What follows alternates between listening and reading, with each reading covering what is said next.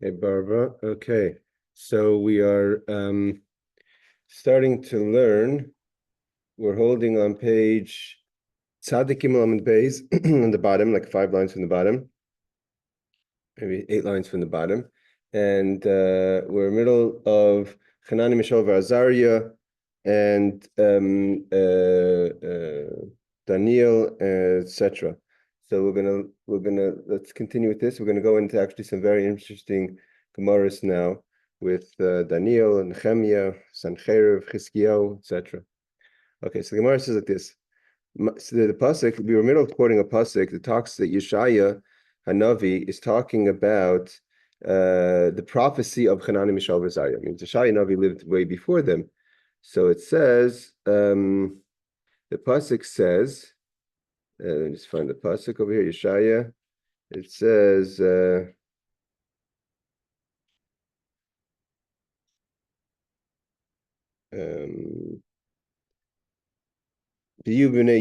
says,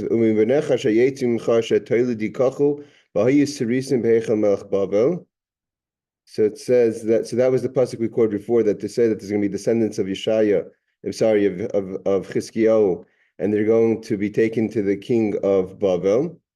And then the pasuk says,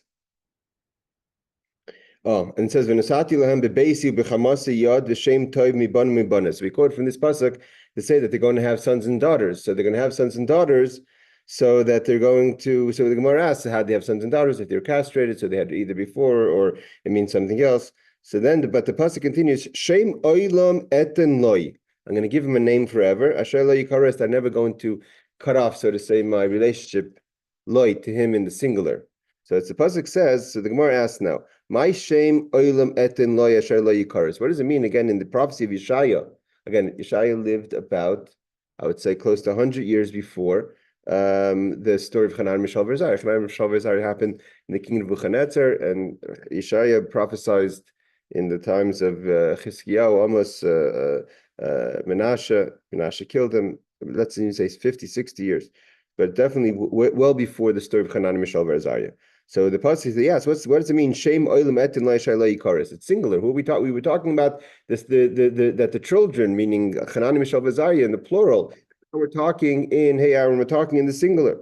So Amar Rab Tanchem Darsh Bar Kapara. He's been our go-to man for these questions. So Rab Tanchem said in the name of Bar Kapara that he said in the Bar Kapara darshan b'Tzipoiri in the city of Tzipori. Tzipori is of course the north, the hills on top of Tiberias. That Zeh Sefer Daniel, that when the pasuk says that Shem Oilam Etin, I'm going to give him a name, Lo Yikaris, they're never going to cut off, so to say.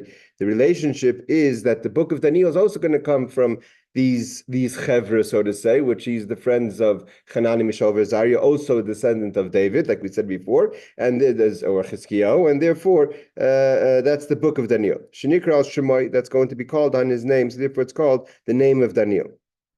Okay, so that finishes the subject that we were speaking about last week. Now the Gemara asks a question that's seemingly unrelated. And the Rashi says that, Rashi explains the question, like I said, etein loy lehem loy nemar, doesn't say to them, plural, it says him, singular. Only to the one of them, V'hainu Sefer Daniel, the book of Daniel, Shenikra Shmai. So Rashi says that, okay, so the book of Daniel is going to be part of the gift, so to say, to these young men. Okay, now the Gemara, Rashi says, now the Gemara is going to ask a question that's unrelated to the subject seemingly we spoke about until now. Agav the Asibiyah, Sefer Daniel. Once we mentioned Sefer Daniel, we're kind of going to go on to a similar subject in that conversation, but not directly connected. So the Gemara asks like this. What's the Gemara's question? Michte. That's an expression of a question. Kol milu de Ezra Nechemya ben Chachi lo amrenu. He says we know that initially the book of Nechemya was together with the book of Ezra, and Ezra and Nechemya were the leaders of the Jewish people post the destruction of the first temple. After Daniel, after the story around the story of Purim, Ezra is the one who finally, with the help of Nechemya, bring the main aliyah, the people who went back from Bavel and other places that he gathered to come to Eretz Yisrael, built the second base of Mikdash, did another covenant. So Ezra was like, so they say, was like the Moshe Rabbeinu of his times. he was the scholar and the leader and the teacher. Nechemya was more of the facilitator. He came with the army. He was a minister. We don't know exactly. Maybe the Gemorah is in this place or somewhere else discusses who Nechemya was and who Ezra was. I mean, Ezra we know, but Nechemya, there's different opinions who Nechemya was. It could be all kind of opinions. I think even there's some opinions he could have been Mordechai. So he says like this. So the Gemara asks this: who said most of what is written in Ezra, if you put them together, is the book of Nechemya? Nechemya said it. Why did we not write a name on Nechemya? Okay, today we have Nechemya as a separate sefer, but then they didn't have it as a separate sefer. So the Gemara asks why? Why would we have not had, if he was one of the main, so to say, authors and a person who's conversing in the book, why would we not have a name in his a sefer in his name? So there's a reason for it. The Gemara asks the question. Obviously, there's a reason. The Gemara answers: Amar Rabbi Yirmiyah bar Ava. Rabbi Yirmiyah said, "Nipnei shehechzik toivel atzmai." He wanted credit. Hechzik toivel atzmai means he expected God to thank him. He did good things. He did do good things, but he wanted to be recognized and acknowledged, and he wanted to cash, so to say, his chips in. Shenemar, how do we know? There's a pasuk. A verse says that the verse is in Nechemya. At the end, this is part of Nechemya. It says, I'm going to read the pasuk itself. Zechar li alekei l'toiva. Remember me, God, for the good that I've done. Kol asher asisi alam hazeh, what I did for the people. Right? Remember me. I want to cash in my credit. I've given myself over, dedicated to the people. Remember that. So he says, Zechar li alekei l'toiva. And because he wanted credit for what he did, therefore he wasn't worthy to have a sefer called after him. So the Gemara asks a question: if that's the case, David did the same thing. Nami Meimer, he also said, Amar, he said, Zachreni Hashem b'tzayna mecha, pakdeini b'shuasecha. David HaMelech also says in Tehillim 106, he says, Zachreni Hashem, remember me, God, b'tzayna mecha, with the want of your people. Pakdeini b'shuasecha. Pakdeini is also an expression of remembering for my salvation. So he also wants God to remember him. So why is Nechemya worse than David? So the Gemara answers, because David rachmihu dekavei. David wasn't demanding it; he was pleading. There's a difference if you ask it in a way of rachmanis, saying that, please God, have compassion for me, and therefore remember me. Not so to say like demanding. And Nechemya came in more harsh. Rashi says, Roiv Dvarim, most of what's in Ezra was said by Nechemya. Rashi says, David nami amar hachi klemer my machzik tayveika. So Rashi actually explains the question differently. Rashi doesn't say that David also asked. If David said it, that means he's not really asking for. He's not asking for recognition. It means we don't question David's dedication. But if David said it, so why is he? So obviously it wasn't the machzik tevi. It wasn't looking to cash in to be recognized. That means that's just the way of talking. One answer is no, because he spoke differently. The Mefarshim say, I mean, he asked it in a way of compassion. He asked it in a way of more demanding. The Anaf Yosef I have over here, he says the Anaf Yosef says the difference is that in the pasuk that we have in Nechemya says the pasuk Zachra li elikei l'toiva. Lakim, we know, those who paid attention in Shabbos, in Parshas Bereshis, in the book of Bereshis, Rashi tells us a few times the name Elokim is the name of judgment. The name of Yud-Kei Vav-Kei, Havaya, is the name of compassion. So Nechemya used the name of Elokim, the name of judgment, saying, I deserve it. Even if you're going to look in a way of judging the situation, I deserve to be protected. David, if you look at the pasuk that David says, he says, Zachreni Hashem, Yud-Kei Vav-Kei. He's asking God for compassion. So that's where the Anaf Yosef says that we see in the names themselves, is not. We see that how they were approaching what they felt that they deserved. David was asking for compassion, and Nechemya was asking for judgment. It means rightfully so. He also quotes over here, if you look at, if you want to go to the judgment, it says, a person should never demand from God that God owes them. Like it says, the pasuk says, who came before me and I'm going to pay up. It means there's no situation that God owes a person. If a person didn't have God's help, even in their own service of God, If not for God helping us, even in our own avodah, in our own service, we wouldn't be able to do anything good. So therefore, when we ask Hashem, we're asking lifnim mishur then above the letter of the law, because the letter of the law, we're not. None of us are worthy. Rabbi Yosef disagrees, and Rabbi Yosef says, we'll continue back in the text. Rabbi Yosef disagrees, means there's no real difference between what David said and what Nechemya said. He's not going to get into this is Rachmanis and this is din, this is judgment. He said Nechemya felt he deserved that God should protect him, and David was more pleading for God's protection. He said they're similar. It's not such a major difference to say that therefore Nechemya should be punished, so to say, that although he was a big character, he doesn't get a safer. I have to check. It may be one of you have a commentary in the bottom why at the end we do have a sefer called Nechemya. I'm not sure what that breakup. At what point did they divide Ezra and Nechemya? If anyone has any insight on that, please pipe in on that. So he says like this. Rabbi Yosef says, so why don't we have a sefer called Nechemya? In general, Nechemya was harsh. That we know. Nechemya was tough. He came with soldiers. Ezra was more the Rebbe, the teacher, the leader, while Moshe Rabbeinu was everything, right? But in this kind of case, they were a team. The stick in the carrot kind of situation, if we could say that. Nechemya came with soldiers. The law was the law. Nechemya didn't have to negotiate. He came with the name of the king. He came with soldiers from the king of Persia. From the Persian soldiers, he represented the king. If he said there's a law, when he said they had to get rid of the non-Jewish wives, it wasn't a question.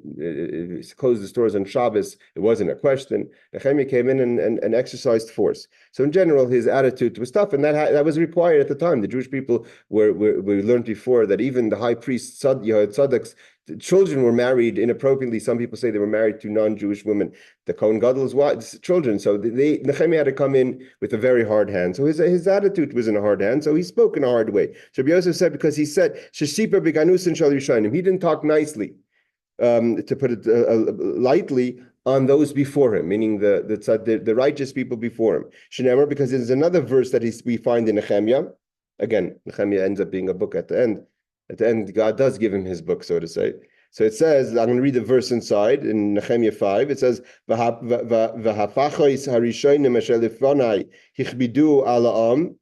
people that were before me, they were tough on the people. They took bread and wine, meaning they took high taxes, so to say.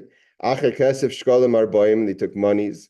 The young people, whatever that means, maybe their assistants, ruled the people. And I did not behave this way. Because I have fear of God. And basically, he's separating himself from the way the people behaved before. He said they took money, they took taxes, they took food, they had harsh. I did maybe harsh, but I did it out of Yiras Hashem. I did it from the proper approach. But when he speaks to God, he speaks negative about other people. And Rabbi Yosef says that's the Hashem, even though maybe he was right, maybe he was wrong, but Hashem says that's how, if someone who talks like that, I'm not going to give him a sefer. He says, because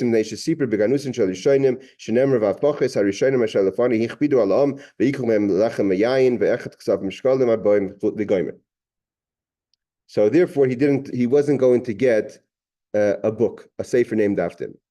Like Rashi says, Rabbi Yosef says, "Lava hachi inish the David nami omer ki haygavne lekach nanish sefer shesiper beganusin shal yishayim." He says he disagrees with Rabbi Yirmiyah, I think it was, who said before, and he says it's not because he asked for God to recognize him for his taiva, because David also spoke like that, but because he didn't speak positive on those who were before him.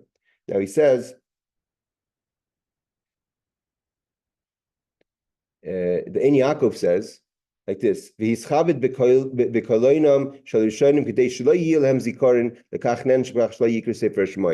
what did he want when he spoke about the negative? What was he trying to accomplish? So the Ein Yaakov says that he wanted that they shouldn't be remembered because they didn't behave properly.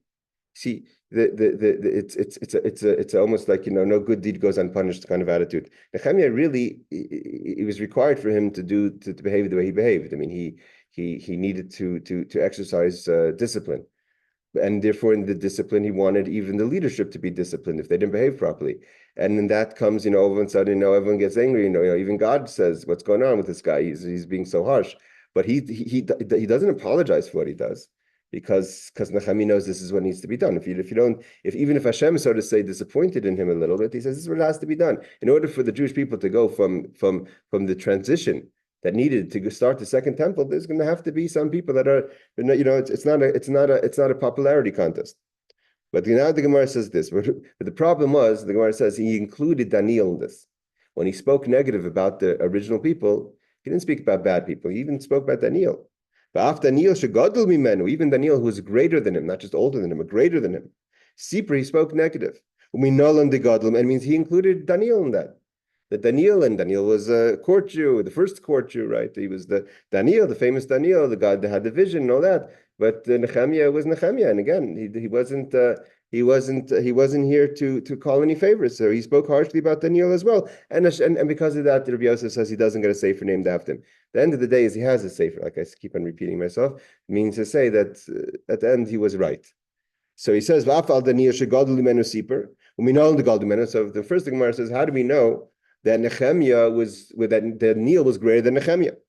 So it says the Chsiv now because we want to talk about the greatness of Daniel, because it says Verisi ani Daniel, that Daniel talks about a vision that he's seen, right? Let's read it out of the verse. The verse in Daniel's 10:7, the famous verse says, Verisi ani Daniel avadi, I myself saw this vision. Es hamara, the vision. V'hanoshim asher hayu imi, the people that were with me, lo yiro es hamara, did not see the vision. Avacharad gedolah nafla aleim, but they got a tremendous fear and shudder. And they hid. So Daniel talks about a vision that he saw. The people that were with him did not see. They got fearful and they hid. So the Gemara is going to analyze this whole pasuk. So again, inside the text, about 3 lines from the bottom. I myself saw the vision. But the people that were with me did not see the vision. But they got a tremendous fear and shudder. And they hid. So the Gemara says, who are these people that did not see the vision that were with Daniel? So Daniel is in amongst other people, see something that others don't see, although they have an effect from it because they get scared. The Gemara is going to say what that means. But before we get there, who are these people? Mani no anashim. Rabbi Yirmiyah says, Vitem Rabbi Chia bar Abba. Other people say it was not Rabbi Yirmiyah, but Rabbi Chia bar Abba said, Zer Chagai Zechariah v'Malachi. We know that the last prophets in the times of the second temple, the prophets that came and said, this is where the place of the altar was. I mean, it was the transition of the books of the prophets. You go from the early prophets, let's call them Yeshaya, Yirmiyahu, even that lead us into the destruction of the temple, into the exile with Yecheskel. Then we have the final prophets of Chagai, Zechariah, and Malachi, that are the prophets that are prophesying more in the times of the rebuilding of the second temple. And what was very important, again, we don't know, who Chagai, Zechariah, and Malachi are, we don't know 100%. Again, I think even there we have a question. Mordechai could be one of them, and even Nechemya himself could be one of them. But just let's take the names as they are separately. So Chagai, Zechariah, and Malachi are the last prophets. They all are in Treas, they all have their own little book of prophecy. And they're with Daniel, see the vision. He sees the vision, they don't see the vision. So from here, the Gemara comes to the conclusion. We're going to turn to the page 94a. So Inu Adaf Minei. So it says they were greater than him. The Ihu Adaf Minayu. In one way, they were greater than Daniel because they were prophets. Daniel was not a prophet, he was a visionary. He was a court Jew, he was a facilitator, he was a visionary, but he wasn't a prophet. Chagai, Malachi, and Chagai, Zechariah, Malachi were prophets. So they were greater than him, and nevertheless, they saw the vision. Like Rashi says, I did the Garira Ba'al Maktani Hacho Milsa Bapinavshi Brev Sarmeni Ksuba. Okay. The Gemara says it's not important to know if they were greater than Daniel or not. But either way, Viyu Adif Mineu, he was greater than them. Inu Adif Minei, the Inu Naviye. Why were they greater than Daniel? Because they were prophets, and he was not. Viyu Lav Navi, he was not a prophet, he was a visionary. Not the same thing. The Ihu Adif Minau, and he was greater than them. The Ihu Chaza, he saw the vision. The Inu Lechaza, they didn't see. Now the question is, what does that really mean? That he sees a vision, but he's not a prophet, and they're greater than him because they're prophets, and he's not a prophet. So we'll get to first some commentary to give us a little insight on that. But the Gemara says that and because of that, the bottom line is that Daniel is great, And Nechemya is talking about Daniel, and that wasn't okay, so to say. That's why he didn't get a book initially again named after him. He says over here, just to quote some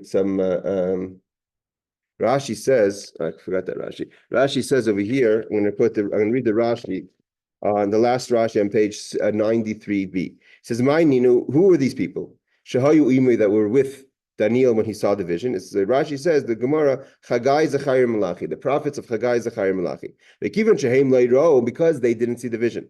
Who run? He did see the vision. Rashi says, from that perspective, Daniel was greater than them.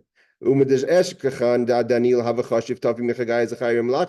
if Daniel was greater than Chagai, Zachariah, Malachi, and they were prophets, the Havu that they were prophets, Shema Minah, from here we see the God will have him in Nechemya. He was greater than Nechemya. And nevertheless, Nechemya did not hold back from criticizing even Daniel, that Daniel was greater, because Daniel is greater than the prophets, and the prophets are greater than Nechemya. Why do we know that Nechemya? How do we know that maybe Nechemya was greater also than the prophets? The Gemara said no. Rashi says no. They have a Navi. He definitely wasn't a Navi. Nechemya was surely not a prophet. And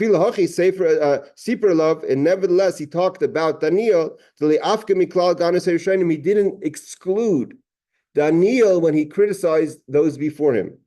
Daniel, and why was Daniel before him? So now the Rashi teaches us. Daniel, that we know that there was different exiles in the first temple from Judah. I mean, we're going to learn soon, if we get there this week or next week, about the 10 lost tribes and the north and the south. But in the south itself, it means the kingdom of Judah, the kingdom of David. There was first Yechanya.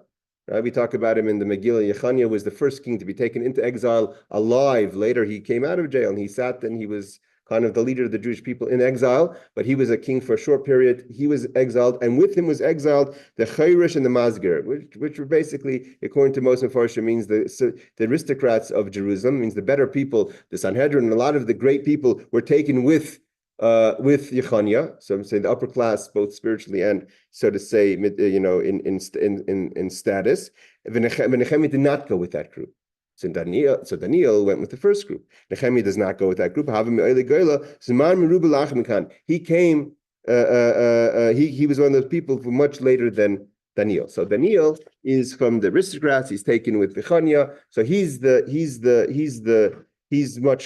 than Nechemya. And then nevertheless, Nechemya didn't exclude him. Rashi says when he criticized those before him.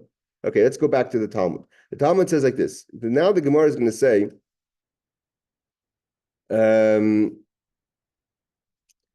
Why the Gemara is going to analyze the famous question, the Gemara, why did they shudder? If you don't see something, why do you shudder? This is a famous in Chassidus from the teachings of the Baal Shem Tov. We quote this Gemara many times. So what does the pasuk say? That Daniel has a vision. With him is, now we know, Chagai, Zechariah, Malachi, the prophets. They do not see the vision, but they shudder and they hide. That means that's how frightened they are from something, but they don't see it. So why are they frightened? The Gemara says, if they didn't see the vision, why were they scared? Why were they just oblivious? Why weren't they just minding their own business while Daniel sees this vision? Where is the fear coming from? The Gemara asks a famous answer that although they didn't see it in their conscious, they didn't see anything, but their subconscious, their mazel, what's called the mazel, saw it. Here we have the concept of mazel. What's the mazel? Chassidus explains their outer soul. It means there's a part of the soul which is the conscious part of the soul that's in their body. So if you see it, you know it, you hear it, you taste it, you understand it. That's the conscious part of your soul. There's the subconscious part of your soul, which is called the mazel, which is the outer part of the soul. The outer part of the soul sees things, but it doesn't go into your conscious. But what it does do to your conscious, it could bring an unidentified reaction in your conscious. Meaning to say that they got scared, even though they didn't know why they got scared. They had a fear that came over them. They don't know why, because they didn't see the vision.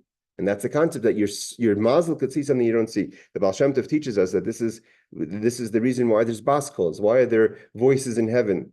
The Baal Shem Tov says, the Gemara tells us all over the Gemara, there's different voices that call out on a daily basis.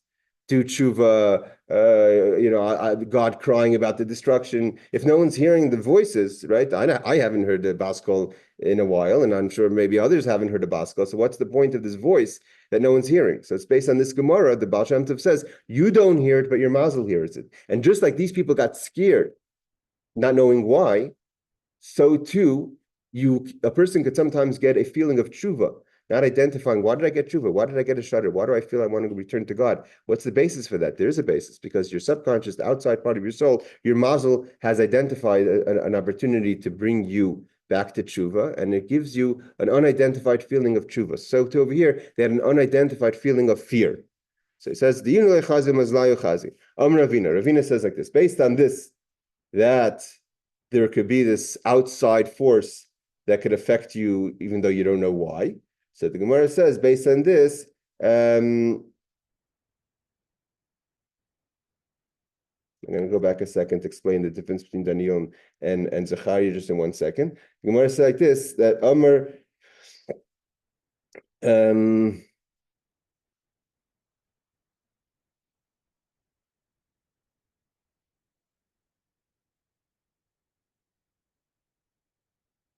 Ravina says this, Shema Mina, from this we learn, the man dimibayis, if a person gets an unidentified feeling of fear, you don't know where it's coming from. You have to know that if you get a fear that comes out of place, so you don't know, you get a bad feeling, people have a bad feeling. There could be that your soul, your outer part of your soul, the Gemara says, is identifying a concern, and therefore it's triggering, so to say, electronic feelings of fear that you should react to. What should you do about it? The Gemara means so you have a fear. How do you deal with it? It says they hid. The Gemara says garmidi. It doesn't say you should walk. You should jump 4 paces out, because we know that a person's space is within 4 amos. So if you walk slowly, you're going to kind of drag that space with you. So if you jump out of that space, like Rashi says, lidloig, to jump. So then you jump out of that space, and maybe that will get you out of that bad kind of vibe. Inami, or you should say Shema. So one is to run away, and one is to deal with it. The other one is to say the Shema. By saying the Shema, that could overpower that moment. So what happens if you're in a place that is dirty? Means you can't say the Shema halachically. Like Rashi says, you can't say the Shema. Then you should say, kind of, this is mystical talk. You should talk to the spirit that's kind of giving you a bad vibe, and say to them that, let's bring down the exact translation. You should say to them, Lema hachi iza deveitavcha shmeina meni. The goats in the slaughterhouse are fatter than me. Basically, you're telling the voice, so to say, that's trying to harass you. So it seems like the voice isn't always kind of with the best intentions. It's not like your mazel is hearing something that you should know. Sometimes it's better not to know things, right? So he says, you want to bother someone, there's some goats in the slaughterhouse that are fatter than me. They're better, it's a better score over there. So I'm just go back. I'm going to explain that in a second. But I'm just go back a second about the difference between Nechemya and Daniel and Haggai. Why were they considered better than him if they were visionaries? And if they were visionaries, why didn't they see the prophecy? So he says, the Masha asks like this question. The Masha asks a question like this. Masha is, of course, a commentary on the Talmud. Masha lived, I believe, in Poland. He was from the Achroinim, but he's from Masha, had a tremendous yeshiva. So it says, Minolan, how do we know? The Hare Daniel Atzmalei Navi. How do we know that he Hare Daniel Atzmalei Navi? Kfi Shemash Makan, Kfisha Gemorah Meres Lahan. Seemingly, Daniel was not a prophet, and nevertheless, he was greater than Haggai, Zechariah, Malachi. So maybe Nechemya was also greater. So they say like this. You can't say that. He says, because nowhere in literature do we find that Nechemya was ever greater than Daniel. Here we find that Daniel was greater than the prophets in this vision. But and he says also, and the Megillah says that the difference between the prophecy of what Haggai, Zechariah, and Malachi see and the vision of Daniel, a prophecy by definition is not that the prophet is given information. The prophet is given information to give over to the people. Daniel was shown a vision that's a private vision. So it's not a prophecy. They didn't see the private vision. They were prophets. Prophets is a messenger. A Navi is a messenger to give over a message. So Daniel was never given over a message to give, although he quotes it, but we don't understand it. We know that the secrets of the redemption are in the prophets, in the visions of Daniel, but it wasn't necessarily a message that was given over for people to rebuke or to bring people back to tshuva. Okay, let's get back forward. So we're back in Rashi that's talking about that you should whisper to the voice, to the subconscious, right? We're gonna have people talking to themselves. Go to the goats that are fatter in the slaughterhouse that are fatter than I. So the Rashi says, Lemahachi lachash, you should whisper. Maybe it's just a better idea not to say it loud for many reasons, right?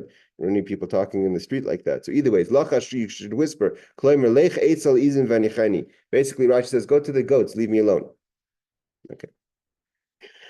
Let's go a little further. We're going to go into now, so we finished this kind of topic of Nechemya, and now we're going to go into the Gemorah about Chizkiyahu and Sennacherib. So before we go there, just a quick bio on Chizkiyahu. So who's Chizkiyahu? Chizkiyahu is the son of Achaz, and he was king in the secular calendar 562 to 533 before before the original calendar, before the counting of the calendar. So he was in the times of the tail end of the first temple. When he was the king of Judah, the 10 tribes were exiled. He was considered a pious king. He got rid of all idol worship. He was sandwiched between two bad kings. His father was Achaz, which is an evil king, and his son was Menashe, was a horrible king. Menashe, we're going to learn about Menashe. He's a murderer. He's an idol worshiper. He kills his grandfather, which is the Isaiah the prophet. Achaz also wasn't as bad as the grandson, but he was bad, so much so that when he passed away, King Chizkiyahu dragged his body in the street as a sign of disrespect and as an atonement for his father. He wanted his father to go through that, even after his life, to go through a belittling that would help him for his atonement in the afterlife. It says that the Jewish people were we're going to learn soon, the Jewish people on the highest level of study, Torah study. There's one of the greatest times of Torah knowledge in the Jewish people's history was in the days of King Hezekiah, to his credit, not just that he was the king that time. He made it so that the Jewish people should learn. He taught, he set up institutions of studying. Kids were knowledgeable, women were knowledgeable, men were knowledgeable. They sent out scouts around the entire Judah to find that people were experts in the most complex laws of the Torah. And now we're going to say, based on all these righteous things, he was worthy to be the Mashiach. We're going to see this difference of opinion. The Ben Ish Chai says it's not the real Mashiach, means he was going to be like Mashiach. But the conventional wisdom, not according to the Ben Ish Chai, of course, the Ben Ish Chai, great scholar in the end of the 18th century of 19th century for Sephardic Jews, Baghdad. The Ben Ish Chai is one of the authorities of Sephardic halacha. So he holds that it wasn't Mashiach exactly, but it was like the kind of to be in the days of Mashiach. But either way, there was an intention to make Chizkiyahu great. Now, Chizkiyahu was faced also Sennacherib. Sennacherib was the king of Assyria. Assyria is kind of the northeast of Eretz Yisrael, which would be kind of today somewhere between Iraq and Syria. And it was the city of Nineveh. We learned about in last week's parsha. From Ashur, Syria was a nation from the beginning of time. Sennacherib was from the last kings. When Nebuchadnezzar became king of Bavel, he took the nation of Assyria, and they didn't exist anymore. Meaning to say, other nations that he conquered Israel, he conquered Mitzrayim. We still know that the Mitzrayim is still a location. Even he conquered, even when he was conquered by the Persians, Bavel stayed Bavel. But Nineveh, the city of Nineveh, Ashur, Assyria, it ceased to exist as a nation, although it was there from Mamish. It says from Noach's times there was Ashur. We read in last week's parsha that the father of the people from Nineveh moved away from the Tower of Babylon. They didn't want to be part of it. That came back to bite them 2,000 years later. Okay, so but either way, Sennacherib conquered the world. He conquered the north tribes.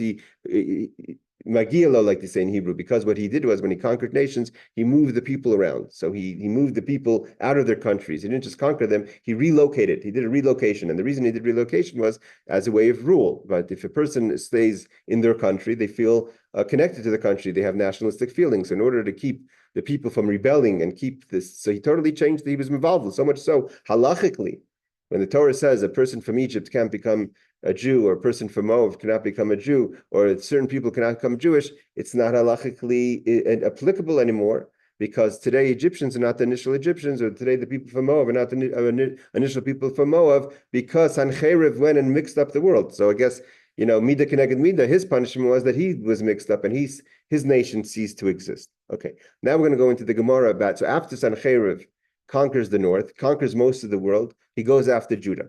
He goes after King Hezekiah. Very hard times for the king. It's number-wise, it was not possible to win this war. It wasn't even a chance. The Nebuchadnezzar, the king of Babylonia, came with maybe 10%, had a 10% size army. We're going to learn that there's the size of the army of Nebuchadnezzar, they camped against the Jewish people, comes up 3 times in history. One time is this week's Parsha, the same size of the people that fought Avram Avinu in the 4 nations and the five kings and the 4 kings. The 4 kings had the number, that's how great the number of Sanhedrin, of that size army fought Avram, or Avram fought them. The second one was the story of Sennacherib and Hezekiah. And the Gemara tells us now in Sanhedrin that when Mashiach comes, that's going to be the size of the fight, of the great fight before the coming of Mashiach. It should be B'chesed B'rachman. Okay, now let's quote the verse. The verse is like this. The verse is in Yeshaya. Yeshaya, again, is the prophet in the times of Hezekiah. And he's not just the prophet in the times of Hezekiah, he's his uncle / cousin, brother. He's related, he's from the house of the king. Meaning the prophet is from the house of the king. I believe, according to most people, he's the uncle of Hezekiah. And later becomes his machatanim, or his father-in-law. Hezekiah marries his daughter. So and a lot of the prophecy that we have specifically about this crisis of Sennacherib is we know from the prophecies of Yeshaya, the famous Haftorah. We say on Achron Shal Pesach, the prophecy of Mashiach is about this time, the prophecy of the time of Chizkiyahu. So he says, the pasuk in Yeshayahu 9:6 says like this: L'marbe hamisra u'l'shalom ein kates al kisei David v'mamlachtei. So what's this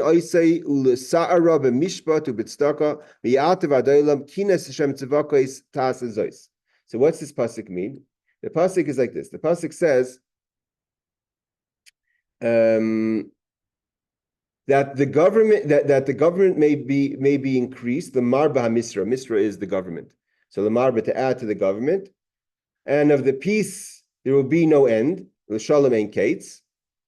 And al kisei David v'mamlachtei lahachin ha'isei l'sada, for the kingdom of David, etc. In the actual verse of the marba has a complete mem. The mem of the marba is a closed mem, not is not a open mem like it should be. We never usually have a closed mem in middle of a word. So the marba hamisra is a closed mem, and the question is why. So it says there's going to be great. It means the government is going to be expanded. There's going to be no end to peace. We're going to see what that means in a second. Again, we learn from about Tanchum, who says in the name Bar Kapara, in the city of Sipori. Why always, traditionally, a mem that's in middle of a word is an open mem, known as a small mem. And here we have a closed mem, or in Yiddish known as a shlos mem. So here, because the Torah is coming to hint to us something. God wanted to make King Hezekiah the Mashiach, famous Gemorah. The Sennacherib Gog Magog, and the Sennacherib, the king of Assyria, of Ashur, that was coming to battle against Hezekiah, that should be the battle of Gog Magog, the famous battle before Mashiach comes. That would happen then. So Hezekiah would be the Mashiach. The battle, the nation that was destroying the world, conquering the world, Gog Magog, would be Sennacherib, and that we'd all be living now 2,000 years after that. Yes, Aaron. Humans can't make the Mashiach. Who?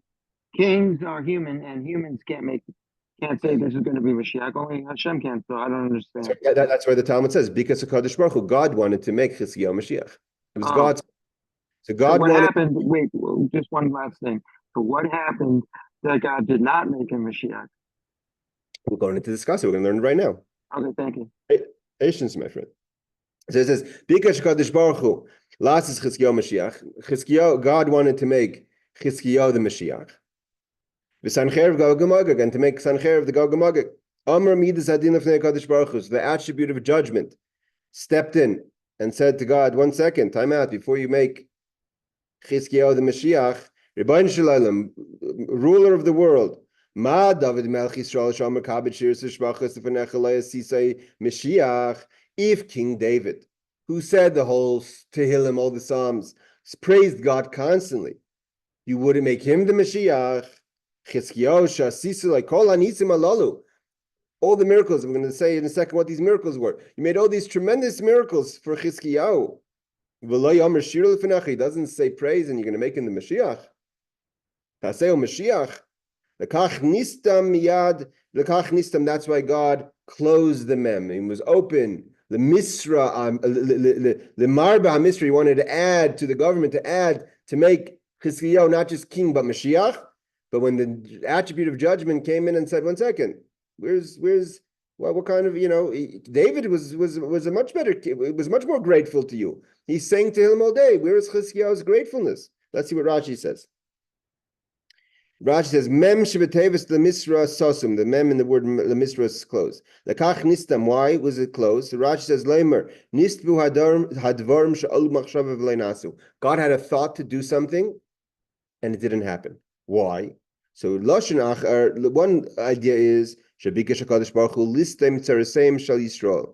What was God looking to close? So Rashi learns that the closing wasn't on the idea. The closing on is the effective idea.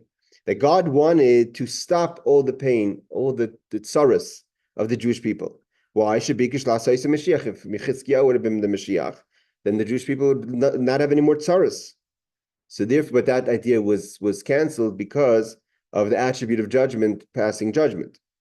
Umayri Rabbi, the Rashi says, my teacher, Pirish, that's not referring to God's closing his intentions, but Chizkiyahu closed his mouth. I've heard Beryl Wine, others who say Chizkiyahu wasn't oblivious. It was a choice. He chose not to praise. He chose not to be the Mashiach. I'm not going to. That's a conversation above my pay grade. But Rashi seems to allude to that. His mouth was closed. Doesn't Rashi? You could learn Rashi to say that just telling us a fact, or you could say that was a choice, that he closed his mouth and he didn't say Shira. What miracles should he have been thankful for? Not just Shira in general, that we're always thankful to God, but specific things that was part of the crisis, so to say, that could have led up to the days of Mashiach. So Rashi says, Kol Anisim Alalu. So Rashi says there's two major miracles that he should have praised God. One is Shenitzum Sanhedrin. Okay, so we're going to learn as the Gemorah goes on what happened, but basically Sanhedrin again is a world conqueror, dividing the people, moving the people, and he goes and he eyes Jerusalem. Now you have to understand, when he eyes Jerusalem, he camps outside Jerusalem. Judah wasn't just Jerusalem. Judah was a nation. Those the cities that he, up until he destroyed, killed, murdered, tried to, that Chizkiyahu had the famous water that he protected himself through the pools of water, the Chizkiyahu's water system that he had to be able to have fresh water while there was a siege. Sanhedrin came and sieged Jerusalem, and God, and we know those who say the piyut, the song on Seder night, on the 15th of Nisan, the same night the Jewish people were saved from Egypt, which would make sense why it's Mashiach, Geula, and Geula, redemption. That night, the angel came down and destroyed the army. Chizkiyahu didn't fight Sennacherib. It was God came down. I mean, it's always God, but it wasn't God through, like David used to go to war physically. In the hand of God, of course, of Shem Hashem, in the hand of God, we're going to be successful. Chizkiyahu lied in his bed. He didn't do nothing. God came down, the angel came down and destroyed the camp of Assyria. Again, a camp much greater than any camp that was planning to attack the Jewish people, including even the destroyers of the temple eventually, which was Nebuchadnezzar. The Rebbe says it was like 100 times greater army. So he says, and the second thing was, we know that Hezekiah was also told by the prophet Yeshaya that he's going to die. Right, the famous thing that Yeshaya came, he was sick, and the prophet was sent by God to tell Hezekiah, that's it, say vidu, you're a dying man. The reason why he was dying was he didn't marry. He didn't marry because he was a prophet himself, and he knew he would have horrible children, which he had. And that's the famous thing that Yeshayahu says, that Kashid Rahman Alamlach, you can't ask God, you can't challenge God. God says you have to get married. That's a mitzvah. You think that you're going to have bad children, you're not your problem. That's God's problem. You have to be educated. And he said, the Gemorah says, he tried to educate his children. It wasn't like he was lazy as a father. He educated the whole Israel, but his children weren't taking to his education, and he ended up becoming a horrible king, Menashe. Now, but Yechezkiah doesn't accept the prophecy. He says, I have a Messiah, I have a tradition from my family, meaning from King David, that even if a sword is on a person's neck, this is one of the foundations of bitachon, that Chizkiyahu teaches us, that even if a sword is on a person's neck, one does not give up hope. And he turned to the wall and he prayed, and the prophet came back and said, because you prayed and because you davened to Hashem, you got 15 more years, you got 15 extra years to his life. But he doesn't thank God for that. So he doesn't thank God for Sennacherib. It wasn't even his battle. He couldn't even say that he fought it. God saves him miraculously from Sennacherib. He's miraculously healed, and Chizkiyahu recognizes the miracle. But doesn't praise God. So Midas Hadin says that. So because of that, God doesn't go forward with that plan, so to say, of making the Chizkiyahu the Mashiach. I just read a few ideas, and maybe we'll stop here. We'll go a little further. He says like this. Again, the Ben Yehoidia, which is again the Ben Ish Chai, the great authority of halacha. Ben Ish Chai is a halachic and also Kabbalistic teacher for Baghdad Jews today, the Sephardic Poisik of the Sephardim of the later generations. He writes it. He says it doesn't mean that it was actually going to make Chizkiyahu the Mashiach, as if the redemption was supposed to come as we know it. And the final redemption should be in his days. God make him almost as great as Mashiach. And he would have wonders like the ones will be in Mashiach's days. But it's not going to be the Mashiach himself. I think, but most people don't learn the Gemara that way. Most people learn it that Mashiach was supposed to come with Chizkiyahu. I think the reason why the Ben Ish Chai says that is because how much has happened since then, and to say that the Mashiach, that the moment that we were talking about the destruction of the first temple, the exile, the first temple, the destruction, and the building and the destruction of the second temple, the exile, the murders, the Holocaust. I mean, what has happened since the story of Chizkiyahu, and he doesn't praise God and Mashiach doesn't come? Maybe the Ben Ish Chai is having a little bit of an issue swallowing that. But he said, and in another commentary, he says, talks about the prophecy that there's going to be a person called Chizkiyahu.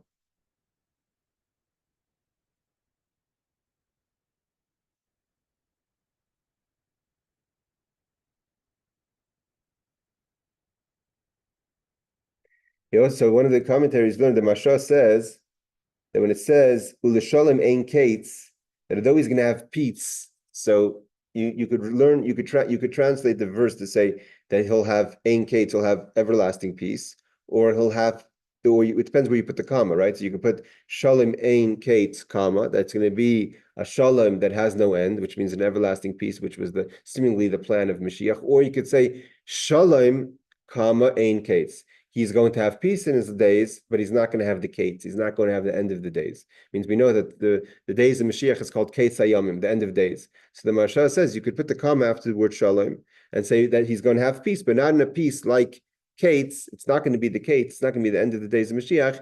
It's going to be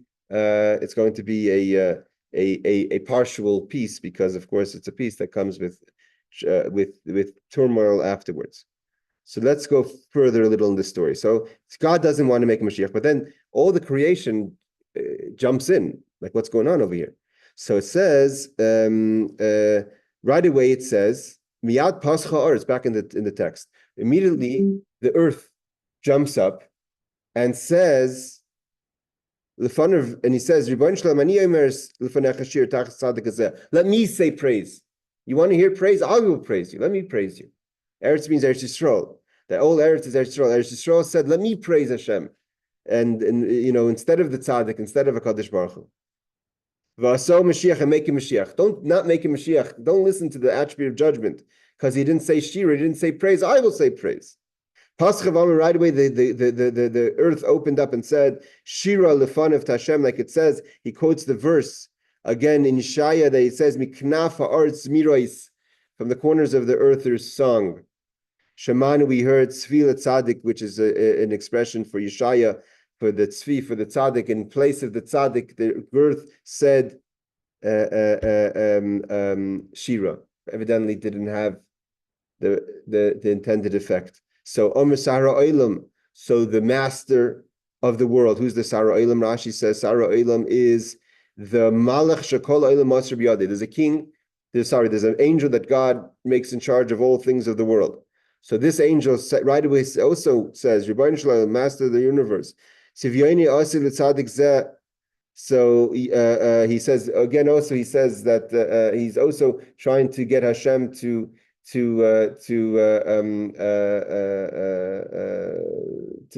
accept. He says the angel of the world said before him, Master of the universe, perform the will of this righteous person. It means bring the Mashiach. So the pasuk says the divine Yatza Baskal, a voice went out and said, Razili, Razili. It's my secret, it's my secret. Means it's going to have to remain secret. It means what the tzaddik wants, the Mashiach is going to come, it's going to have to stay a secret. It's not going to come into being.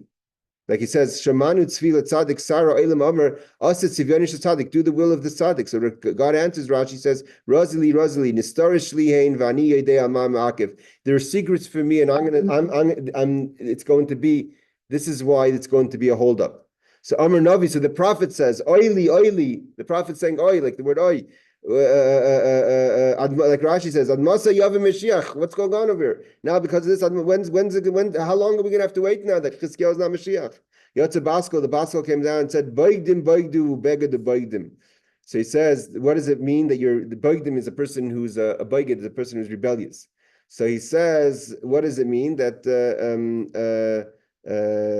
Omerava Vitem Rabbi Yitzchak Ad Asu Bezuze Bezuze de Bezuze?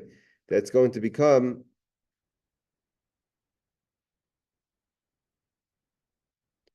that the Bazi means like a robbing. So he's going to rob and they're going to rob. It's going to be one situation of robbery. It's not, it means until Mashiach comes, there's going to be a lot of negativity. It says, Rashi says, until the enemies of Israel, meaning the Jewish people, are going to be, there's going to be a lot of destruction before Mashiach comes. So the prophet says, Ad Masai, when's Mashiach coming? And it's going to be a long time. Let's stop over here. Continuation with this conversation, so to say, between different entities and God, trying to bring the Mashiach. But the end of the day is the moment passed. And okay, the Ben Ish Chai says it wasn't going to be the real Mashiach, but from the Gemorah it seems like we were talking about the Mashiach here because everyone was saying Ad Masa Yav Mashiach, like Rashi says, when is Mashiach going to come? So this all came about because Chizkiyahu was not the Mashiach. Okay, if anyone has any questions, now's a good time to ask. Otherwise, we shall see you all next week, Be'ezer Hashem. Thank you, Rabbi. Ayla Tov, take care.